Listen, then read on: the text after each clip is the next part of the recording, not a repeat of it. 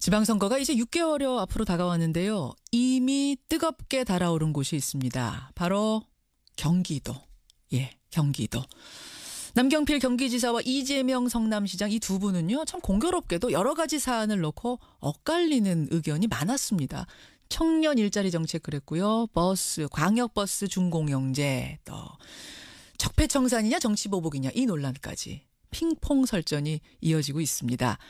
근데 한 번도 이분들이 한 자리에서 토론을 하신 적이 없더라고요. 그래서 오늘 저희가 방송 첫 번째 자리를 마련해봤습니다. 참 어렵게 모셨습니다. 남경필, 이재명, 이재명, 남경필 두 분 모셔보죠. 먼저 남경필 경기지사님 안녕하세요. 네, 안녕하십니까. 반갑습니다. 이재명 성남시장님도 나와 계시죠? 안녕하세요. 네, 이재명입니다. 반갑습니다. 예, 두 분도 서로 인사 한번 나누세요. 네, 지사님. 안녕하셨어요, 시장님. 네, 반갑습니다. 이거 직접 목소리 듣고 뵙게 되니까 너무 반갑네요. 네. 반가우신 거 맞으시죠? 진짜입니다.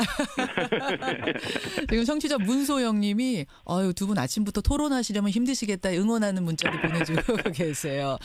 자, 좀 시간이 길지는 않습니다. 그래서 제가 짧게라도 한 지금 3가지 정도 이슈를 준비해 놓고 있습니다. 그래서 진행을 하다가 시간을 배분해서요. 어쩔 수 없이 중간에 끊을 수밖에 없다는 거 여러분들 양해를 부탁드리고 진행을 해보죠.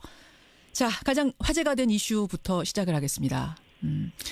지금 이 정부의 각종 이 조사들, 적폐청산 이란 이름으로 과거사위원회, 진상조사위원회 여러 가지 조사들이 벌어지고 있는데 이것이 과연 적폐청산이냐 정치보복이냐 이겁니다. 저희가 이 주제를 꺼낸 이유는 얼마 전에 남경필 지사께서 이런 말씀하셨어요. 문재인 대통령이 정치보복의 길로 가고 있다. 이러자 이재명 성남시장께서는 범죄 행위 적폐를 정당한 경기의 패자로 치환시키는 교묘한 언술이다. 교묘한 언술로 지적하신 바가 있습니다. 이 부분. 먼저 남 지사님. 네. 남경필 지사님. 정말 지금 정치보복의 길로 가고 있다고 보시는 거예요? 그러니까 저는 이 기본이 이거예요. 문재인 정부는 성공해야 합니다. 예. 그러려면 제일 중요한 게 과거의 정부하고 달라야 되거든요.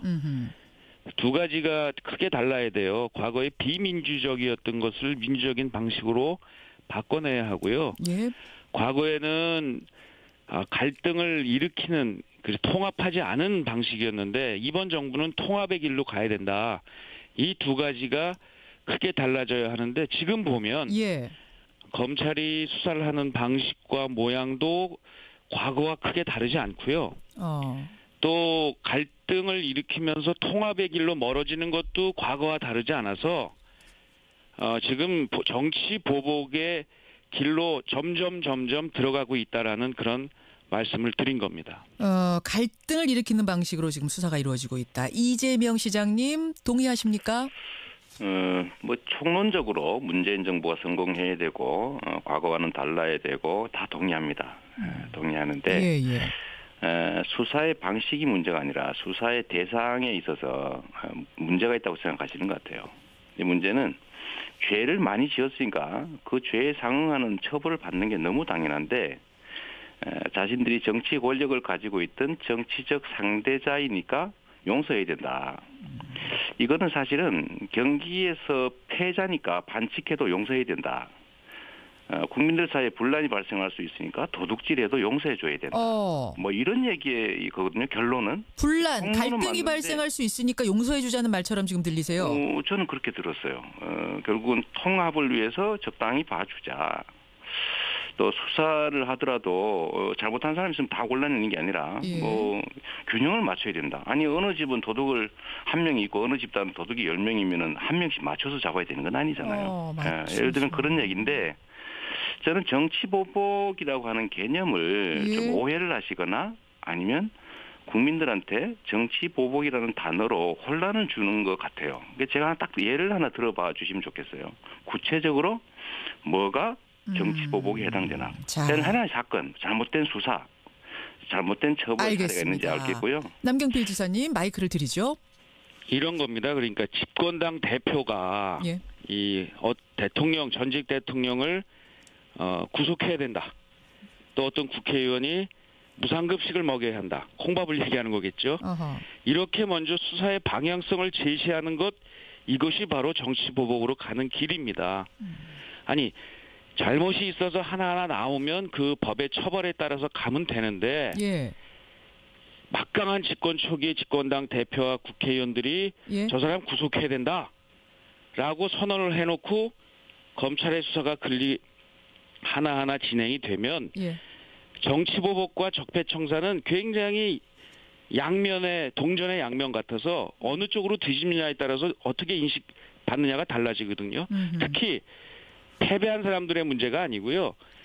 패배한 쪽을 지지했던 사람들이 승자들이 지금 이걸 정당한 법 집행이라기보다는 과거를 너무 과도하게 파고 한쪽으로 일방적으로 판다라는 그런 느낌이 들었을 때 정치보복으로 가는 거거든요. 예. 그 10명이 나오면 10명을 다 조사해야 된다. 이거에 대해서는 동의하시는 거. 균형 맞춰 조사하자 이런 말씀은 아니시라는 거죠. 그런 거 아닙니다. 근데 집권당 대표와 국회의원들이 예. 방향을 정해놓고 구속합시다.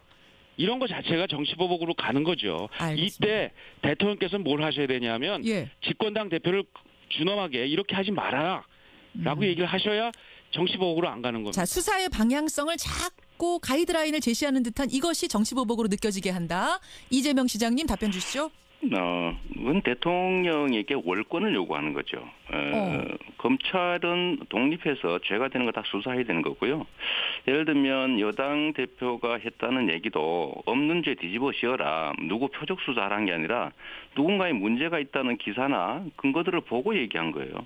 예를 들면 야당도 여당의 어떤 의원들이든 정치인이 문제가 있으면 지적할 수 있지 않습니까? 예. 그런 통상적인 정치 활동이나 아니면 권한 행사나 아니면 의무의 이행을 자꾸 여와 야를 가르쳐요.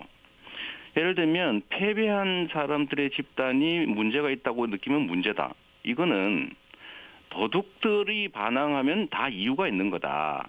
이런 얘기하고 똑같습니다. 자꾸 섞는 것 같아요. 예를 들면 야당 대표가 최근에 하신 말씀들 있잖아요. 예. 그 점들 예를 들면 특검해야 되니까 검찰 수사 하지 말자. 특검하자. 대표 말씀. 예를 들면 뭐 수사 못하겠다.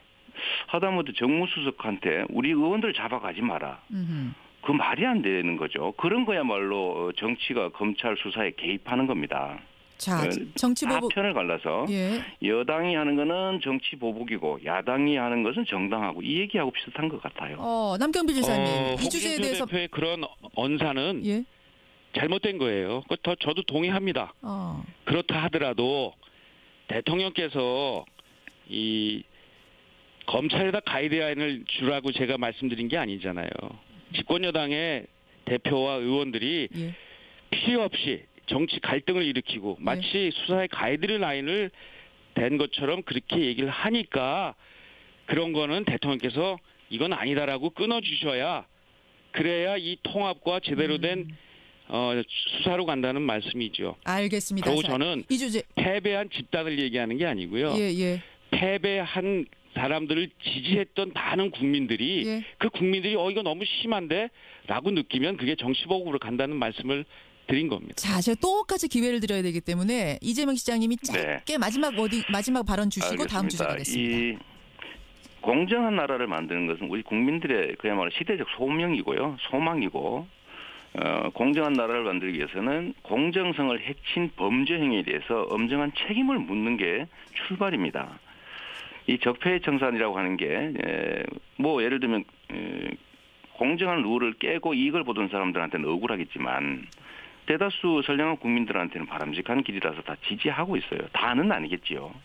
압도적으로 지지하기 때문에 소수의 어떤 집단들이 저항한다고 해서 통합을 위해서 적당히 봐주고 넘어가던 그 과거에 잘못된 관행들을 반드시 깨야 됩니다.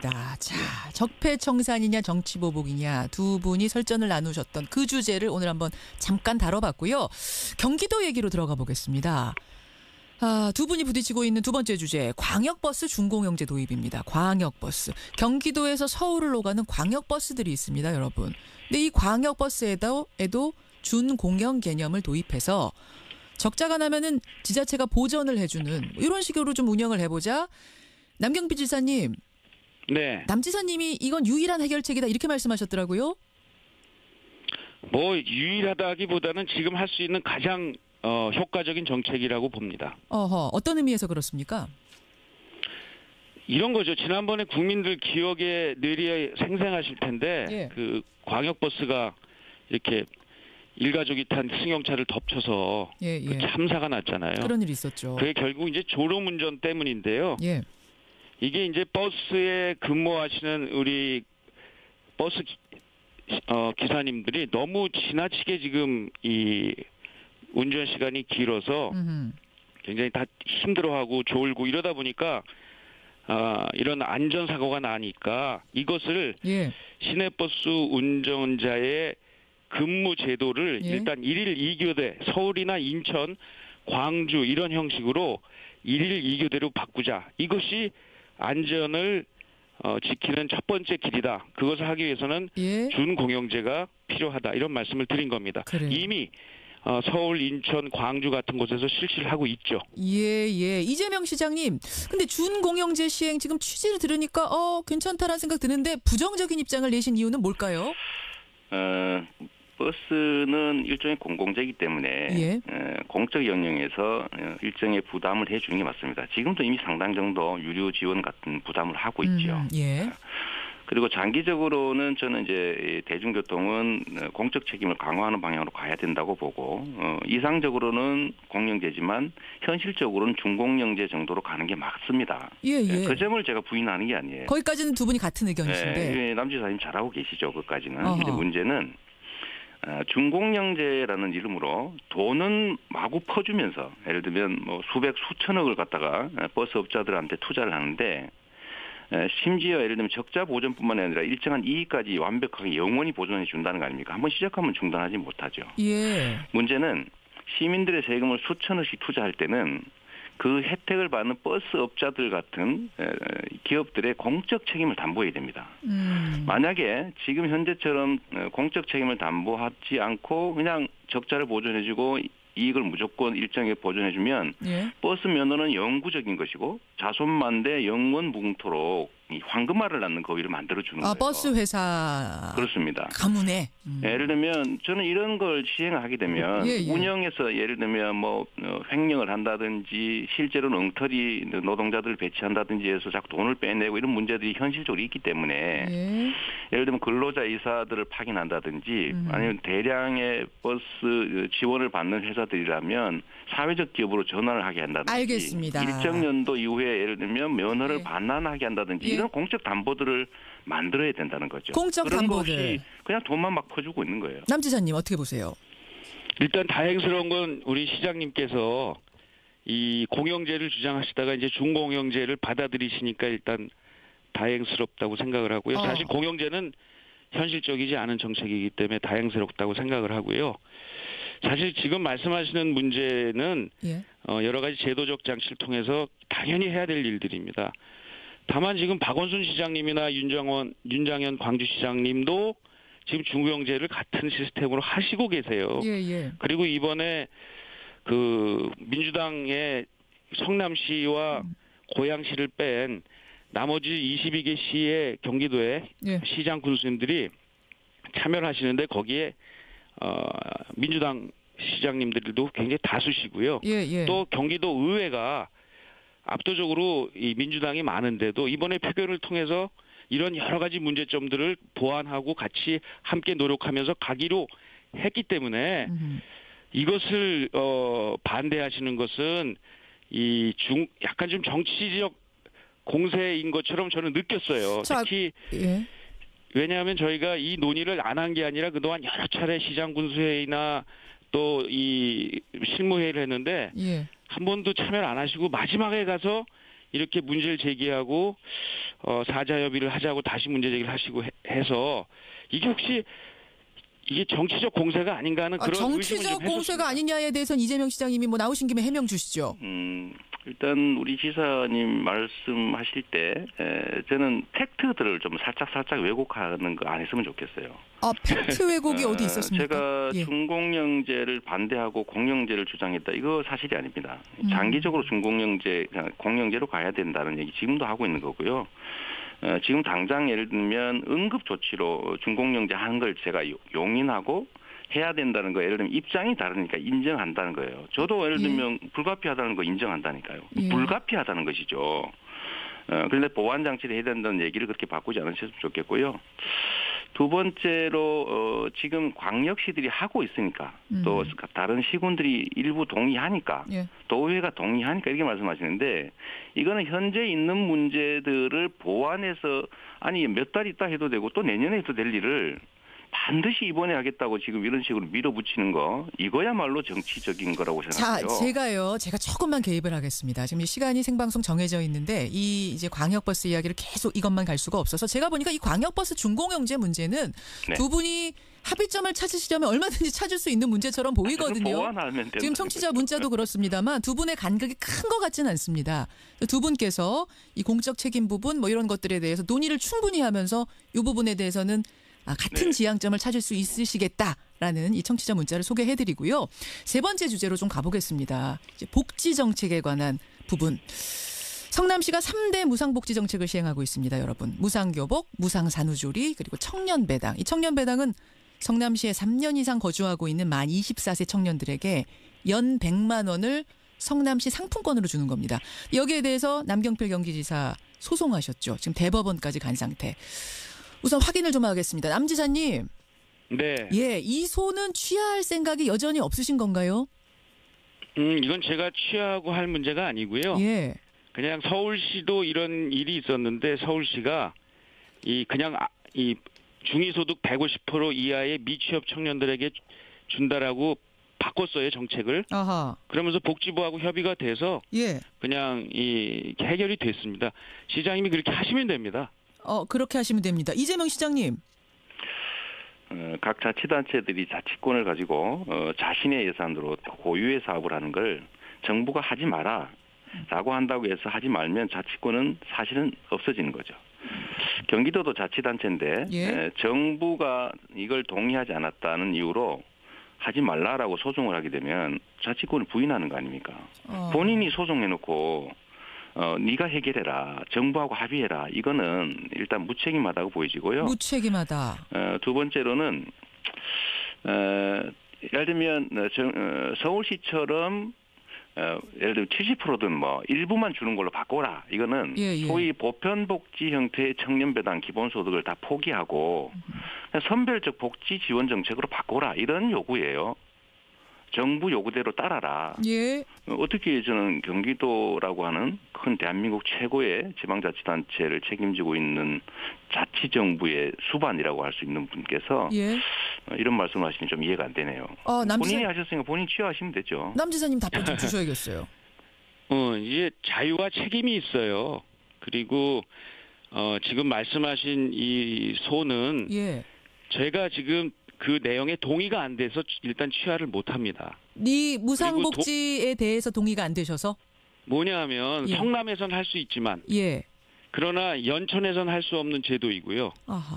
그러니까 마치 강남에선 할 수 있는데 강북에서 할 수 없는 정책이라면 경기도 입장에서는 고민을 할 수밖에 없는 거고 예. 더 크게 대한민국으로 보자면 예. 성남에서는 할 수 있는데 저 다른 지방에서는 도저히 불가능한 정책이라고 한다면 예. 국가가 고민을 하게 돼 있어요. 자, 이 부분에 대해서 그래서 지금 박근혜 정부 때가 아니라 지금 문재인 정부에서도 이 정책에 대해서는 문제가 있기 때문에 계속해서 협의가 안 되고 있는 거 아닙니까?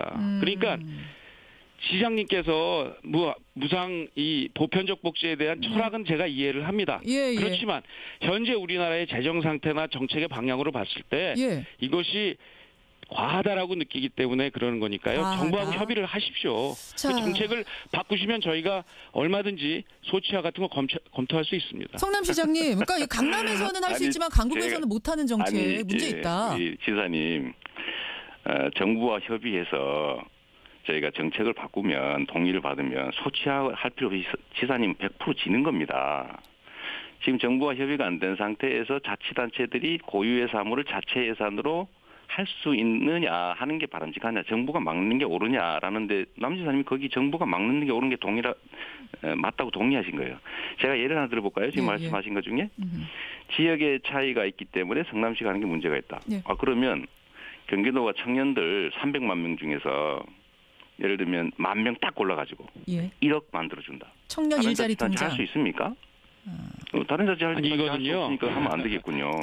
여기 안 되죠. 자 잠깐만요. 이렇게 말씀하실 거예요. 청년 일자리 정부에서 통장 승인했다. 예. 정부에서 동의했다. 예. 그러니까 동의하면 할 수 있고 동의하면 못한다. 예. 이건 결국은 자치권을 스스로 부인하는 것이라는 거 제가 말씀드리고 싶네요. 남경필 지사님 답변 주세요. 청년 일자리 통장도 그렇게 따지면은 그 똑같은 거 아니냐? 어떻게 생각하세요? 저희가 이 청년 일자리 통장을 꼭 찍어서 지금 1억 연금 말씀만 하시는데요. 약 13만 명에게 혜택이 돌아가는 다양한 정책이 있고요. 이건 역시도 이 중앙정부하고 저희가 끊임없이 협의를 하고 보완을 하고 이런 과정을 통해서 저희가 동의를 받고 간 겁니다. 현재 법이 그렇게 동의를 받도록 돼 있는데 왜 이 절차를 그러니까 비민주적이라는 얘기를 들을 수밖에 없는 그런 비판이 있다는 걸 좀 이해하셨으면 좋겠어요. 아니 아무리 시장님이 하시는 게 옳다고 생각을 해도 국가가 그리고 우리가 함께하는 공동체가 이건 좀 성남이 너무 과하다라고 얘기하면 수정할 줄도 아시는 게 그게 민주적인 자세라고 생각합니다. 자, 저희가 똑같이 기회를 드려야 되기 때문에 이재명 시장님 마지막 짧게 답변 주십시오. 정부의 그 지방자치 관련 복지 관련 법령에 이렇게 돼 있어요. 정부와 지방자치단체는 협의해라. 협의가 안 되면 조정한다고 돼 있지 어디에 그 독립하더라고 돼 있습니까? 지방자치단체가 자체 예산으로 하는 고유의 사무에 대해서 정부가 동의를 해야 된다고 하는 거는요. 유신시대로 되돌아가자는 얘기입니다. 이 관치 아닙니까? 관치다. 알겠습니다. 여기에 저는 동의하신다는 도지사님 입장을 이해하기가 좀 어렵고요. 또 한 가지 자꾸 이 말씀하시는데 저는 도지사님이 하시는 청년을 위한 청년 정책 잘하신다고 생각해요. 정책이라는 또 입장의 차이에 따라 다를 수 있죠. 근데 제가 지적하는 거는 청년 통장이나 이런 게 아니고요.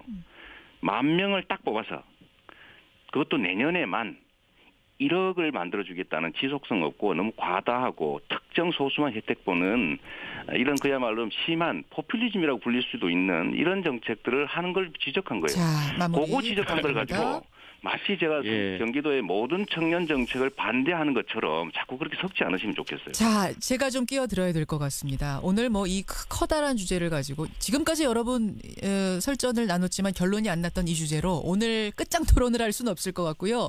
두 분 한 번 더 제가 모시겠습니다. 그럴까요? 한 번 더 남지사님 괜찮으시겠어요? 그럼요. 지금 좋습니다. 문자도 너무 뜨겁게 들어와서 일단은 오늘 마무리를 하고 두 분을 조만간 한 번 더 모셔서 오늘 이 주제로 다시 한번 이어가겠습니다. 오늘 고맙습니다. 네, 감사합니다. 네, 감사합니다. 경기도 남경필 지사, 성남시 이재명 시장이었습니다.